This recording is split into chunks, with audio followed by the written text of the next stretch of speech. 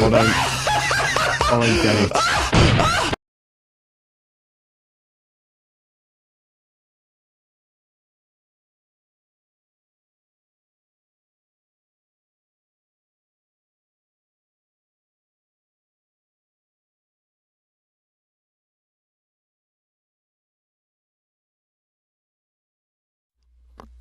In the original game, the sixth world was Pluto.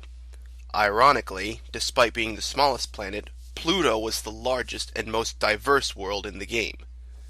Entropy has a different layout, but was similarly huge and diverse.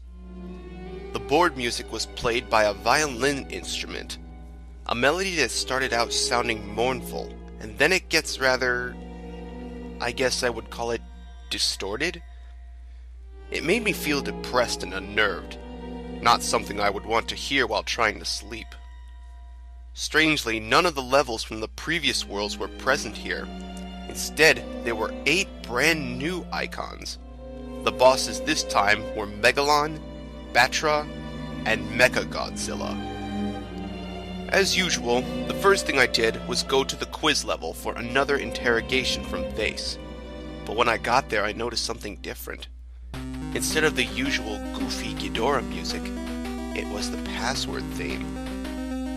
The music change seems to be intentional because after the first 2 questions at the start, the question started to take on a darker tone.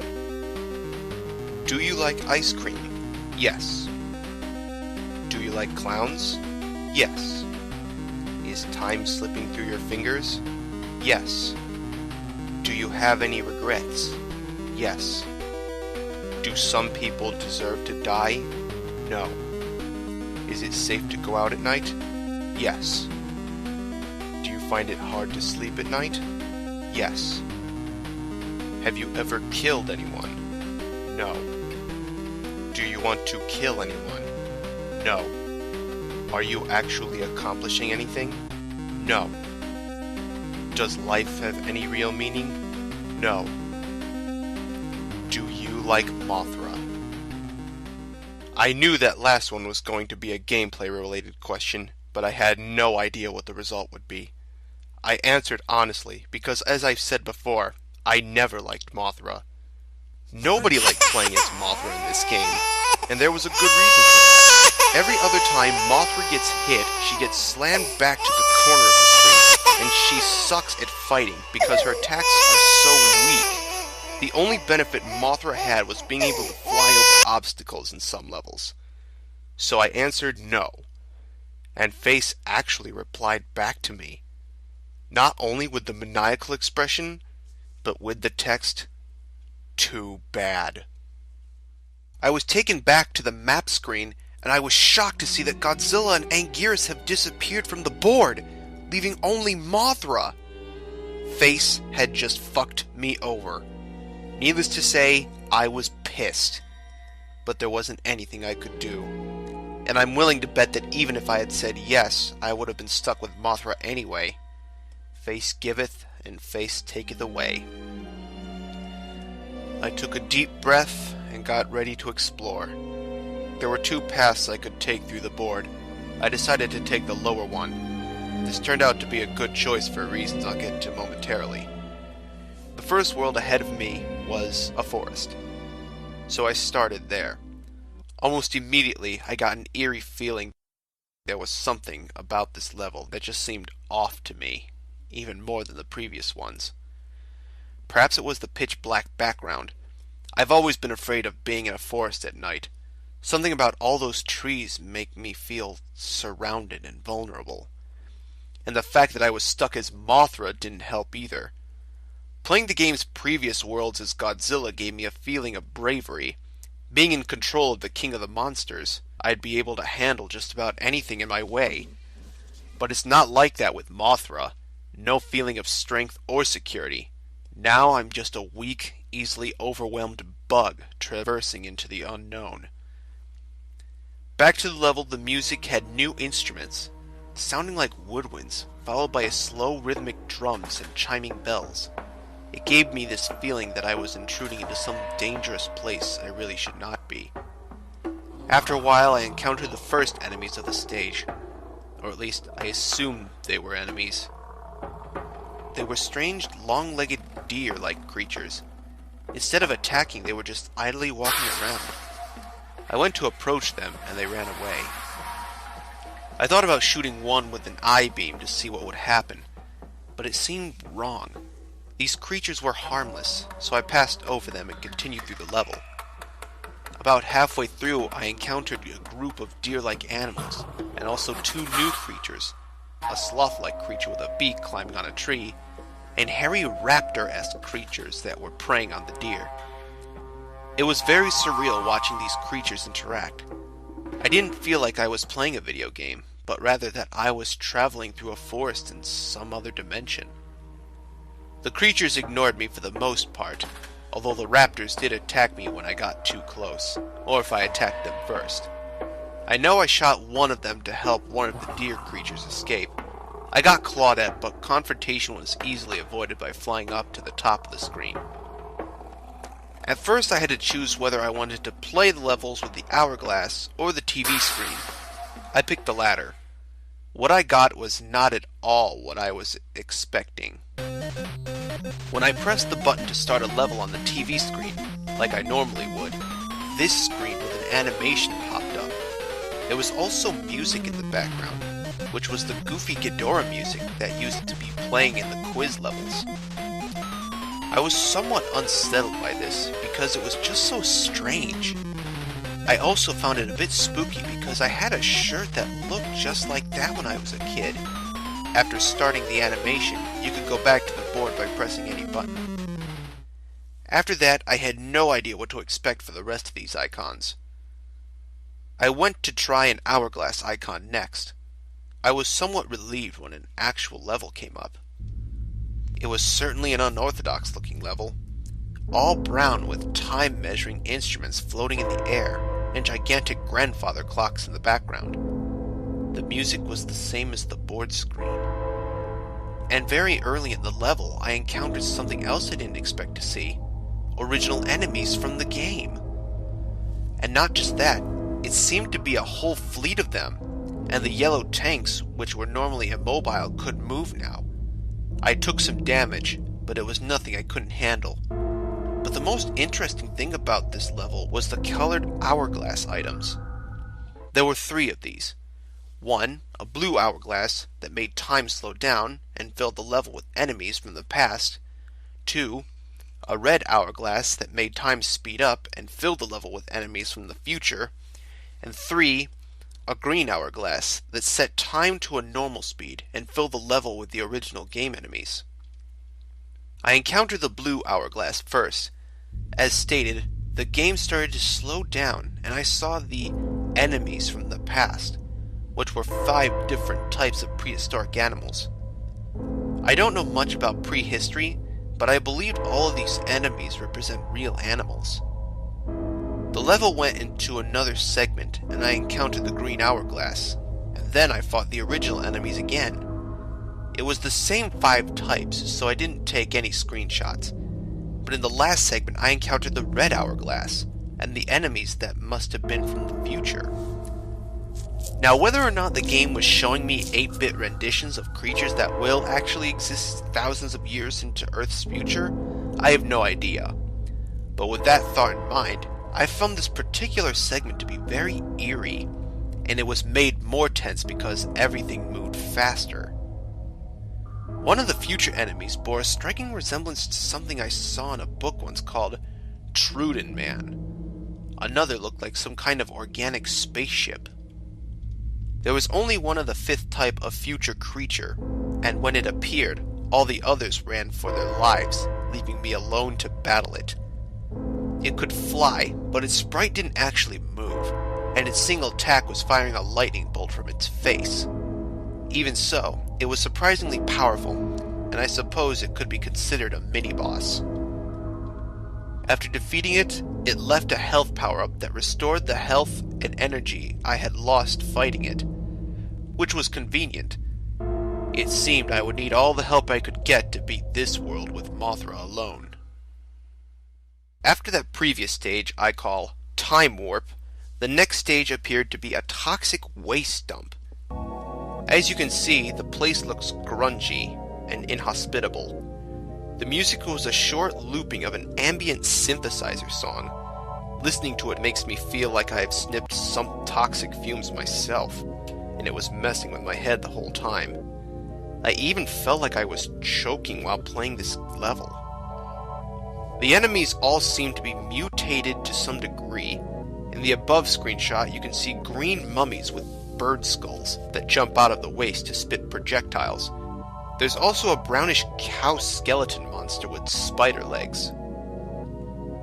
Halfway through the level, I even saw one of the deer from the forest. It was alone, and when I saw it, it was drinking toxic waste out of a barrel with an anteater-like tongue. I was moving over to try and make it stop, but then this flock of skullbirds came out of nowhere and started attacking. The deer was scared by this and ended up running off the ground into the toxic waste. I felt bad for it. One of the birds bit me, but I regained health quickly from killing all of them. They were rather weak. I pressed onward. Of all the levels in Entropy, this was probably the most, quote, normal, in that there was little deviance from the move forward, smash things formula in the original game. I encountered more creatures through the level, like tentacle blobs and some kind of deformed thing with human teeth. I didn't feel like provoking them into a fight, so I kept on flying near the top of the screen. I still had to deal with occasional flock of birds now and then. At the end of the level was a large bluish-green lake, and then I encountered another mini-boss, some kind of a monster with a long neck and a whale skull. It attacks with a mouth projectile and by charging into you. It also could go underneath the water and rapidly emerge from a different place. It was harder to beat than the monster from the Time Warp, and it had a lot of health because it must have taken me 3 minutes to defeat it. It let out a really loud noise when it died, and then sank back into the ocean as I left the screen. Back on the board, I went to the nearest level icon I haven't seen yet, which was a white tree. As I guessed, the level was a winter-themed recolor of the forest stage. But unlike the regular forest, I didn't feel unnerved starting this one. I think the music had a lot to do with it. It was a gentle, calm song. It almost sounded romantic. It was quite stress-relieving, and the forest itself looked much less ominous, covered in snow. I traveled through the first segment enjoying the atmosphere for 4 minutes. When suddenly I realized something. I haven't seen a single creature since I started the level. Where are all the animals? Soon after, I left the screen, and the next segment started. In the second segment, I was still in the winter forest, but now the music was gone. I was starting to feel suspicious, but then I reminded myself that there were other empty levels in the game, and this was like another one of those. But then I heard something familiar. It was the 12-second looping music from Unforgiving Cold starting up. I could feel my heart sink as I came across this horrible sight. It was a whole group of dead deer creatures, covered in snow. Judging from the blackish-blue tone of their skins, they must have all frozen to death. On closer inspection, some were missing body parts. Now I was frightened, but I still had to keep going. Before exiting the level, I was really hoping to see something resembling the previous forest animals in a living state. And sure enough, I did. It was a creature much like the beaked sloth, except this thing had white fur, and was more like a beaked gorilla. It was walking very slowly when I saw it, but I was happy to at least see something alive. However, it didn't stay that way for long. A pack of raptors, who must have sensed that something else was still alive, came rushing in from the right side of the screen. The beaked gorilla didn't stand a chance, as one of the raptors immediately lunged at it and ripped open its back legs. These winter raptors acted far differently from their temperate relatives. While the other raptors only attacked while hunting prey or when provoked, the winter raptors seemed to have all gone insane. They attacked everything in sight. One was running back and forth, clawing at nothing. Even the noises they made sound different, more high-pitched and enraged. As I left this second segment, I saw two raptors fighting to the death. They were both covered in injuries, and one of the raptors had been blinded in one eye. I took a screenshot, but I didn't stay to see who won the fight. I only had to get through one more segment before I could go back to the board screen. But in this segment, I was no longer in the winter forest, but instead a very empty grassy plain with a bright gray moon in the sky. The pleasant music from Winter Forest Part 1 had returned, and immediately I started to feel dread. This is going to sound crazy, but it's the absolute truth. The game made this level from one of my memories. After a long stretch of nothing, I reached a lake, and then the moon moved down from the sky and began to hatch like an egg. When it did, a curled-up humanoid figure fell into the lake as the moon halves quickly disintegrated. I heard a splash when it hit the water, then a moment of silence. Then the screen began to shake, and a new creature emerged from the water.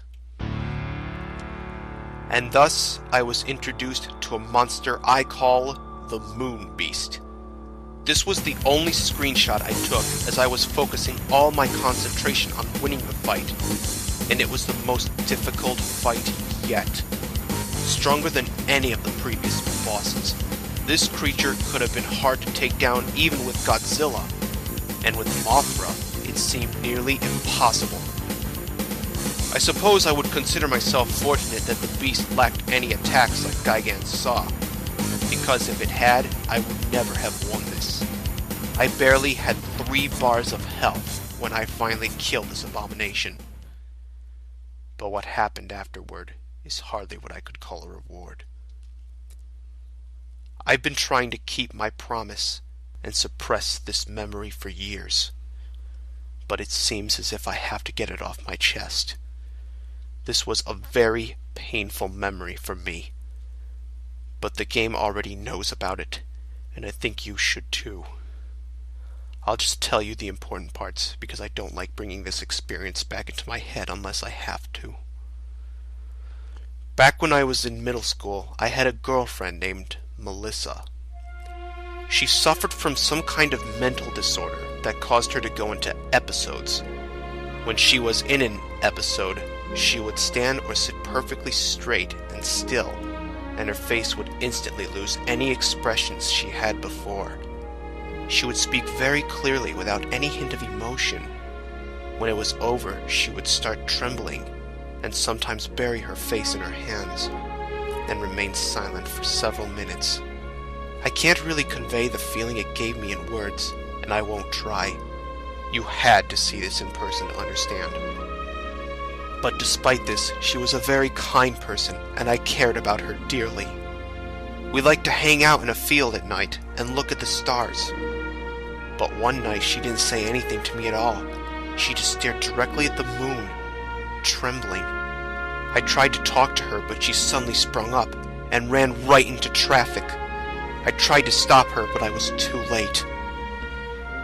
She got hit by a truck and was killed that night. I looked her right in the eyes when the wheels went over her neck. That sight has always haunted me. I know that the game knows about this, because after I defeated the Moon Beast, this happened.